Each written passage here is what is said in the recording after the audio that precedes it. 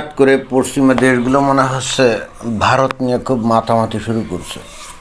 তা যদি না হয় তাহলে এমন কি ঘটনা ঘটলো যে তারা billion billion billion billion dollar নিয়ে এসে এই যে ভারতে তারা বিনিয়োগ করা শুরু করেছে। অলরেডি কিন্তু অনেকেই করে ফেলছে। তো যারা নাকি বিনিয়োগ করছে তাদের মধ্যে উল্লেখযোগ্য হলো যে গুগল, তারপরে মাইক্রোসফট, অ্যামাজন এরকম। এবং এরা 1-2 বিলিয়ন ডলার না, মানে কেউ 10 বিলিয়ন, কেউ 15 বিলিয়ন ডলার এইরকম, মানে বিশাল বিশাল। এছাড়া আরও অন্যান্য ছোটোখাটো কোম্পানি যে আরও কত বিলিয়ন ডলার ভারতে বিনিয়োগ করতে আসছে কে জানে। প্রশ্ন হচ্ছে যে হঠাৎ করে এই পশ্চিমা দেশগুলোর নজর এই ভারতে কেন পড়লো। আমরা যদি একটা জিনিস খেয়াল করি তাহলে দেখব যে এই ভারতের সাথে এই যে পশ্চিমা দেশগুলা উপরে একটা বন্ধুত্ব বজায় রাখতো, কিন্তু কোনোদিন তারা এই ভারতে ব্যাপকভাবে বিনিয়োগ করে ভারতের অর্থনৈতিক উন্নতি হোক এইটা যে তারা মন থেকে চাইতো আমরা কিন্তু অতীতে দেখি নাই। দশকের পর দশক ধরে তো এটা দেখাই যায় নাই। বরং তারা কি করেছে, তারা বিলিয়ন বিলিয়ন ডলার ইনভেস্ট করেছে কোথায়? চায়নাতে, ভারতে কিন্তু করে নাই। এবং এর জন্য আমার কাছে যেটা মনে হয় একটা মনস্তাত্ত্বিক ব্যাপার ছিল। কারণ ভারত একসময় পশ্চিমাদের, বিশেষ করে যে ব্রিটিশদের তো উপনিবেশ ছিল। তো গত প্রায় 70-75 বছর আগে, অর্থাৎ ওই 1947 সালে যখন স্বাধীনতা প্রাপ্ত হলো, তখন এই ব্রিটিশরা এই ভারতকে তো ভেঙে খান খান করে দিয়ে যায়। এবং তারপরও এমন কিছু সিস্টেম এখানে চালু করে যায় যাতে করে ভারত চিরকাল এই প্রতিবেশী দেশের সাথে যুদ্ধ, বিগ্রহ, প্রতিদ্বন্দ্বিতা এগুলো করেই কাটায় এবং কোনো দিনও যাতে উন্নতি করতে না পারে। উদ্দেশ্য অর্থাৎ এই বিশাল ভারত কোনো দিনও যেন এই পশ্চিমা দেশগুলোকে, বিশেষ করে এই মানে ব্রিটিশদের চ্যালেঞ্জ করতে না পারে, অর্থাৎ ব্রিটিশদের যেন কোনো দিন এক্সেল না করে, ব্রিটিশদের যেন কোনো দিন ছাড়িয়ে যেতে না পারে। এবং এটা একটা সাইকোলজিক্যাল ব্যাপার। কারণ কারো বাড়িতে যদি কোনো কাজের লোক থাকে, হ্যাঁ, মনে করেন যে কোনো মালিকের বাড়িতে একটা কাজের লোক আছে, তো মালিক কিন্তু কোনো দিনও চাইবে না তার কাজের লোকটা কোনো দিন অর্থবিত্ত প্রভাবে ওই মালিককে ছাড়িয়ে যায়, এটা কিন্তু কখনোই চাইবে না। তো ব্রিটিশরাও কিন্তু ওই কাজটাই করে গেছিল যে ভারত যেন কোনো দিন অন্তত ব্রিটিশদের চাইতে উপরে উঠে যায় অর্থবিত্তে প্রভাবে। এই জন্যে এই পশ্চিমা দেশগুলা তারা ব্যাপকভাবে চায়নাতে বিনিয়োগ করত এবং তাদের ধারণা ছিল যে চায়নাতে যদি বিনিয়োগ করে তো চায়না খুব একটা উন্নতি করতে পারবে না, সেখানে সস্তা শ্রমও আছে, জাস্ট তাদেরকে দাস দাসীর মতো খাটাবে, পণ্য উৎপাদন করবে, তারা এই পশ্চিমা দেশগুলোতে সরবরাহ করবে। কিন্তু ঘটনা তো একটু উল্টে গেছে। অর্থাৎ যে চাইনিজদের ব্যাপারে তাদের খুবই নেতিবাচক একটা ধারণা ছিল, মানে খুব উচ্চ ধারণা ছিল না, সেই চায়না হঠাৎ করে নানা ক্ষেত্রে নানা দিক দিয়ে, খালি অর্থনৈতিক দিক দিয়েই যে শক্তিশালী হয়ে গেছে তাই না, মিলিটারিলিও তারা নানাভাবে নানা কায়দায় শক্তিশালী হয়ে গিয়ে এখন কিন্তু এই পশ্চিমাদের চ্যালেঞ্জ করছে। তো এই চ্যালেঞ্জ মোকাবেলা মানে অর্থাৎ অন্য কথায় গোটা পৃথিবীতে পশ্চিমারাই তো আসলে মাতবাড়ি সাতবাড়ি করতো, তাই না? বিশেষ করে বর্তমানে যে আমেরিকার নেতৃত্বে যেটা করছে, তো এখন আমেরিকার এগেনস্টে তো এই চায়না তো বেশ ভালো দুর্দণ্ড প্রতাপশালী হয়ে গেছে। তো দীর্ঘদিন ধরে এই আমেরিকাও কিন্তু ভারতকে উন্নত করার কোনো চিন্তাভাবনা তাদের ছিল না, বরং ভারতকে কীভাবে নাস্তানাবুদ করা যায় পাকিস্তানকে মানে মদত দিয়ে, এই আমেরিকা কিন্তু সেই চেষ্টা করে গেছে। এখন হঠাৎ করে কি হলো, সে আমেরিকাও চাচ্ছে যে ভারত উন্নত হোক, ইউরোপীয় ইউনিয়ন চাচ্ছে ভারত উন্নত হোক। What's the mystery behind it? খুব ইন্টারেস্টিং ব্যাপার না? আসল ঘটনা কি জানেন? এই ঘটনা হচ্ছে আমেরিকায় এই যে 38 ট্রিলিয়ন ডলার তাদের যে জাতীয় ঋণ আছে না, আমেরিকানরা এখন ভয় পাচ্ছে আরও বেশি যদি এরকম ঋণ বাড়ে তাহলে যে কোনো মোমেন্টে এই এই আমেরিকার ইকোনমি কলাপস করতে পারে, ওদের ডলার কিন্তু ইয়ে হয়ে যেতে পারে, কাগজে পরিণত হয়ে যেতে পারে। তো এখন গোটা পৃথিবীব্যাপী তাদের রাজত্ব বহাল রাখতে গেলে তাদের তো বিশাল মিলিটারি ফোর্স লাগে, যেমন আমেরিকান নেভি, তারপরে বিভিন্ন দেশে যে ঘাঁটি মাটি, এর জন্য প্রচুর খরচ হয় না? তো এই খরচগুলো কোথা থেকে পায়? সরকার তো ঋণ করে, আর নইলে টাকা ছাপায়, মানে ডলার ছাপায়। তো এইভাবে তো চিরকাল চলতে পারে না। তাহলে প্রভাব প্রতিপত্তি বজায় রাখতে গেলে কী করতে হবে? কিছু উইং তৈরি করতে হবে, কিছু ডান হাত তৈরি করতে হবে।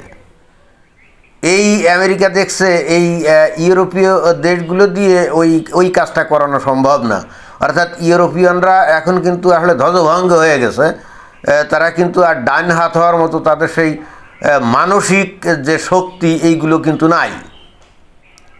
তারা অনেক চিন্তা ভাবনা করে দেখছে যে এই ভারতকে যদি তারা সেই ডান হাত হিসাবে ব্যবহার করে, তাহলে আমেরিকা চিন্তা করছে তাদের যে এত যে অর্থ খরচ হয় এই মিলিটারি পুষার জন্যে, এটা আস্তে আস্তে কমে যাবে, ভারতের উপর দিয়ে কিছু এত পোষাবে। আমার ধারণা এই চিন্তা থেকেই তারা তাদের এই দৃষ্টিভঙ্গি শিফট করছে।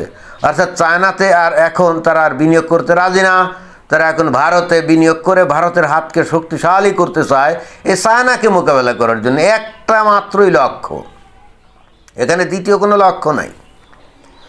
আর ঠিক সেই কারণে আমেরিকা এবং ইউরোপীয় ইউনিয়নভুক্ত দেশগুলো দীর্ঘদিন ধরে ভারতকে নানাভাবে প্রেশার ক্রিয়েট করছে যে ভারত যেন তাদের কথা অনুযায়ী চলে। আসলে আরও অনেক আগেই হয়তো ভারতে তারা বিনিয়োগ করতো, কিন্তু সেই বিনিয়োগটা করতে চাইতো তারা তাদের শর্তে।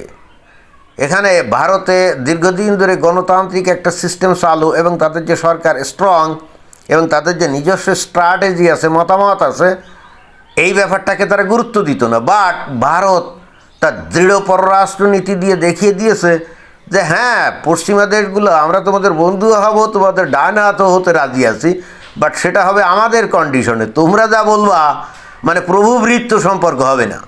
যেমন পাকিস্তান আর আমেরিকার সম্পর্ক প্রভুভৃত্য, তাই না? আমেরিকা প্রভু, পাকিস্তান হলো ভৃত্য।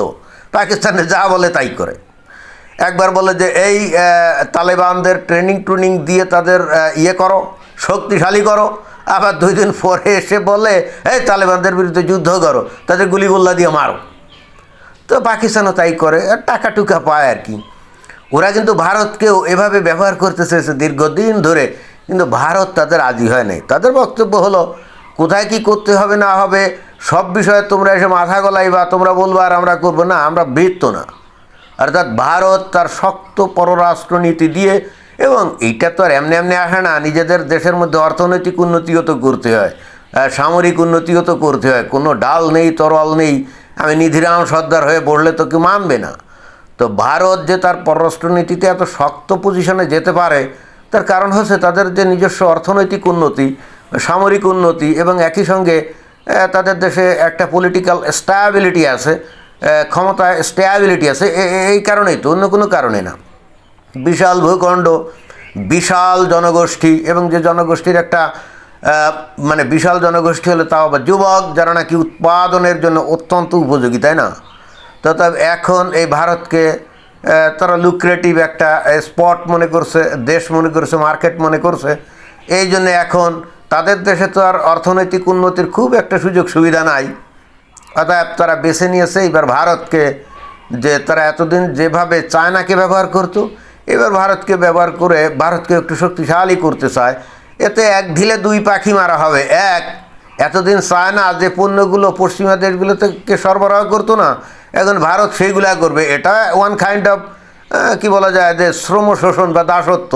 একেবারে যে পুরো স্বাধীনতা তাহা কিন্তু না, এটা ওয়ান কাইন্ড অফ দাসত্ব বা কী বলা যায়, শ্রম শোষণ, তাই না?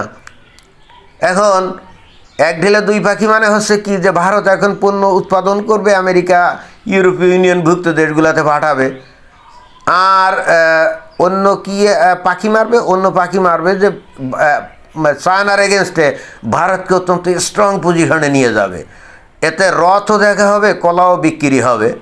অর্থাৎ আমেরিকা বস্তুত এই বাইরে বিদেশে সাতবারি করতে যে এত বিপুল পরিমাণে খরচ, এইটা থেকে তারা রেহাই পেতে চায়। এটাই হলো মূল লক্ষ্য, আমার কাছে তো এটাই মনে হয়। কিন্তু ইভেনচুয়ালি কি হবে, চায়না যেমন আস্তে আস্তে নিজেদেরকে উন্নতি করছে, আমার কাছে মনে হয় যে চায়নার যত দেরি লাগছে না, ভারতের অত দেরিও লাগবে না। তার কারণ হচ্ছে আমার ধারণা যে চায়না থেকে ভারতের মানুষের যে ক্রিয়েটিভিটি অনেক বেশি, এবং সেটা বোঝা যায় এই আমেরিকা বা ইউরোপিয়ান দেশগুলোতে, বিশেষ করে আমেরিকাতে বড় বড় কোম্পানির সিইও তারা। তো এটা তাদের মধ্যে যদি মেধা এবং ক্রিয়েটিভিটি না থাকতো, সেটা কি হতো? এখন ওই ক্রিয়েটিভিটি, ওই মেধা যদি তারা তাদের নিজেদের দেশে অ্যাপ্লাই করে, তাহলে চায়না যে গতিতে এগিয়েছে, আমার কাছে মনে হয় যে ভারতটা দ্বিগুণ গতিতে এগোবে। এখন দেখা যাক ভবিষ্যতে কী হয়। ধন্যবাদ।